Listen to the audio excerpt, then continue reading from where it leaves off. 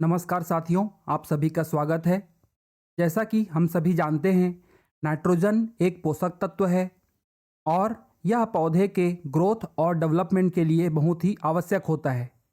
पौधों को नाइट्रोजन देने के लिए हम यूरिया और डीएपी का इस्तेमाल करते हैं, लेकिन अभी मार्केट में एक नया प्रोडक्ट आया है और उसका नाम है नैनो यूरिया। नैनो यूरिया एक बहुत ही फेमस कंपनी इफ़को के द्वारा बनाया गया है। तो इस वीडियो में हम बात करेंगे नैनो यूरिया के बारे में। साथियों, वीडियो शुरू करने से पहले आप सभी से रिक्वेस्ट है, वीडियो को लाइक ज़रूर करें। अगर आपने अभी तक हमारे चैनल को सब्सक्राइब नहीं किया है तो सब्सक्राइब ज़रूर करें। आगे बढ़ते हैं। यूरिया एक रासायनिक उर्वरक है और इसमें 46% नाइट्रोजन होता है और इसका आणविक सूत्र NH2CO NH2 होता है। अर्थात अगर हम कार्बन, नाइट्रोजन, हाइड्रोजन और ऑक्सीजन के आणविक भार को जोड़ें तो उसमें नाइट्रोजन 46% आता है। इसीलिए यूरिया में 46% नाइट्रोजन उपस्थित होता है। यूरिया के दानों का साइज बड़ा होता है, लगभग 2 मिलीमीटर से भी बड़ा होता है। यूरिया का मतलब तो हम जानते हैं, लेकिन अब हम देखेंगे नैनो यूरिया में नैनो का क्या मतलब है। तो नैनो आकार या साइज को बताता है। जैसे कि 100 सेंटीमीटर से 1 मीटर बनता है और 1000 मीटर से 1 किलोमीटर बनता है, तो ये लंबाई को दिखा रहा है। उसी प्रकार जब हम पीछे की तरफ जाएंगे, साइज को छोटा करते जाएंगे, उस समय आता है नैनो। और 1 अरब नैनो मिल के बनाते हैं 1 मीटर। इसका मतलब है जो नैनो होता है उसका साइज बहुत ही छोटा होता है। और नैनो यूरिया में जो यूरिया का साइज होता है वह होता है 25 से 30 नैनोमीटर। इसीलिए इसका नाम है नैनो यूरिया। नैनो यूरिया को लाने के बहुत से उद्देश्य हैं, क्योंकि जो यूरिया है उसके इस्तेमाल करने से बहुत प्रॉब्लम या बहुत नुकसान होता है। जैसे कि वायु प्रदूषण।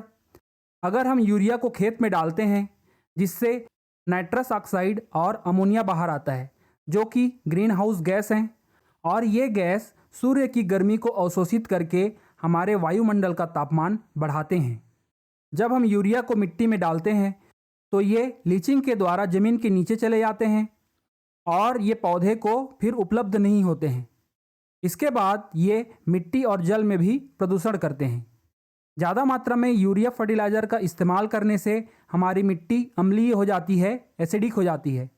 अगर हम लगातार कई सालों तक ज़्यादा मात्रा में यूरिया का इस्तेमाल करेंगे तो कुछ सालों के बाद हमारी भूमि कृषि करने योग्य नहीं रह जाएगी। ज़्यादा मात्रा में यूरिया डालने से जो मिट्टी में उपस्थित सूक्ष्म जीव होते हैं उन पर बुरा प्रभाव पड़ता है और उनकी संख्या कम होने लगती है। यूरिया को हम ज़्यादा दिनों तक संग्रह करके नहीं रख सकते, क्योंकि ये वातावरण में उपस्थित आर्द्रता को अवशोषित कर लेते हैं और बहुत ही ठोस बन जाते हैं, जिसका इस्तेमाल हम नहीं कर सकते। अब हम देखते हैं नैनो यूरिया को इस्तेमाल करने के फ़ायदे। नैनो यूरिया का इस्तेमाल हम पत्तियों में करते हैं और इसका स्प्रे किया जाता है, जिससे ये पौधे के पत्तियों के द्वारा अवशोषित हो जाते हैं और सीधे वही पहुंचते हैं जहां पर इसकी ज़रूरत होती है। जबकि यूरिया को हम मिट्टी में डालते हैं, फिर यूरिया मिट्टी में घुलता है। घुलने के बाद पानी के साथ यह जड़ द्वारा अवशोषित होता है और फिर अवशोषित होने के बाद यह जड़ से पत्तियों तक पहुंचता है, जहां पर इसकी ज़्यादा आवश्यकता होती है। तो यह लंबा प्रोसेस है। तो यूरिया का इस्तेमाल करने से नाइट्रोजन लेट में मिलता है, लेकिन नैनो यूरिया के इस्तेमाल से पौधों को नाइट्रोजन जल्दी प्राप्त होता है। नैनो यूरिया का जो साइज़ होता है वह 25 से 30 नैनोमीटर है, जो कि बहुत ही छोटा है। तो यह आसानी से पत्तियों के अंदर चले जाता है, जो कि ज़्यादा प्रभावशाली है। हम नैनो यूरिया को पत्तियों में स्प्रे करते हैं, इसीलिए मिट्टी में यह नहीं पहुंच पाता और सॉइल हेल्थ या मृदा का स्वास्थ्य अच्छा बना रहता है, जो कि यूरिया में ऐसा पॉसिबल नहीं है। ऐसा देखा गया है कि नैनो यूरिया के इस्तेमाल करने से पौधों में उत्पादन ज़्यादा होता है, इसीलिए हमें नैनो यूरिया का इस्तेमाल करना चाहिए।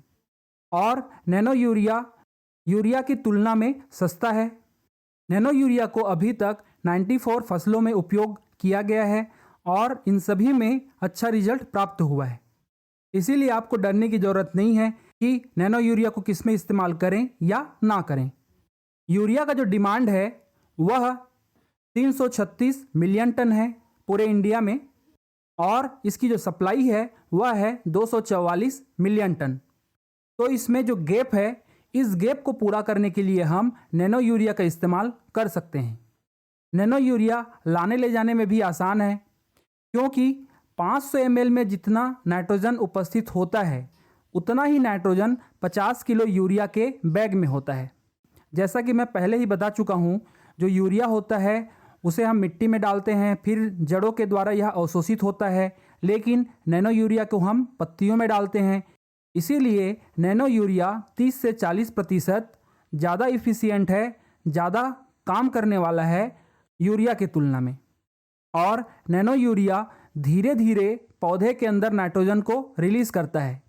इसीलिए नैनो यूरिया 80% ज़्यादा प्रभावशाली है यूरिया की तुलना में। अब हम देख लेते हैं इसके उपयोग करने की विधि। इसके उपयोग करने की विधि बहुत ही आसान है।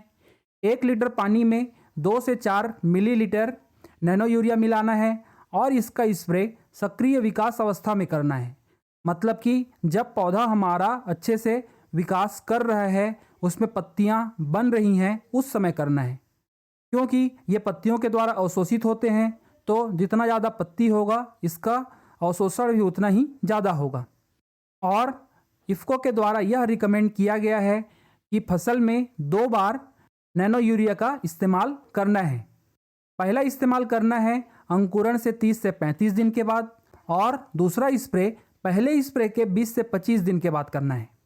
लेकिन ध्यान रखें कि दूसरा स्प्रे फूल आने से पहले हो। और एक बात जो इफ़को के द्वारा कही गई है कि अगर हम नैनो यूरिया का इस्तेमाल कर रहे हैं तो हमें यूरिया देने की आवश्यकता नहीं है, लेकिन जो डीएपी देते थे, डीएपी के रूप में जो नाइट्रोजन देते थे, उसे हमें कम नहीं करना है। अर्थात ये जो नैनो यूरिया है यह यूरिया का रिप्लेसमेंट है, डीएपी का नहीं। किसान भाइयों, और एक ध्यान रखने योग्य बात है कि नैनो यूरिया का इस्तेमाल करते समय हाथ में दस्ताने और फेस मास्क अवश्य पहनें, क्योंकि इसका साइज़ बहुत ही छोटा होता है। तो इससे हम जितना दूर रहें उतना ही हमारे शरीर के लिए अच्छा है। यह जानकारी आपको कैसी लगी, कमेंट करके ज़रूर बताएं। अगर आपको इस तरह की और जानकारी चाहिए तो आप कमेंट करके आपका टॉपिक बता सकते हैं, हम उस पर वीडियो बनाने की कोशिश करेंगे। इस वीडियो के लिए इतना ही, धन्यवाद।